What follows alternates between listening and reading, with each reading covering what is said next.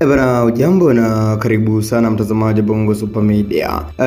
Hapa kuna taarifa ambayo imetufikia kuhusiana na masista pamoja na sister huyu ambaye ametrendi sana katika mitandao mbalimbali ya kijamii. Watawa wa shirika la masista wa Afrika wa Benedictina Bikira Maria Msaada wa Kristo Ndanda wamesema wanamuunga mkono mgombea urais wa Chama cha Mapinduzi Dr. Samia Suluhu Hassan kwa kuwa wana imani na uongozi wake. Wameahidi kuendelea kumuombea Dr. Samia Suluhu Hassan ili ashinde katika uchaguzi mkuu utakaofanyika Oktoba tarehe 29 mwaka huo.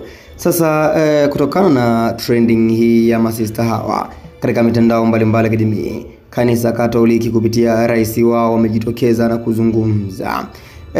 Hakika Kanisa Katoliki lapiga marufuku kabisa watawa kujihusisha na kampeni za siasa.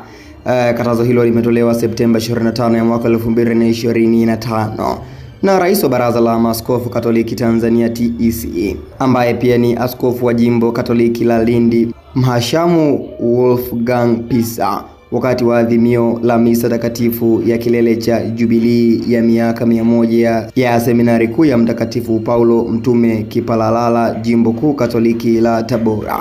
Askofu Pisa amesema kuwa haitaruhusiwa kwa mtawa yeyote au mseminari katika mazingira yeyote yale atakayeruhusiwa kujihusisha na jambo lolote lenye taswira ya kisiasa, hata kama mtawa angekuwa na ndugu mwenye kujihusisha na siasa.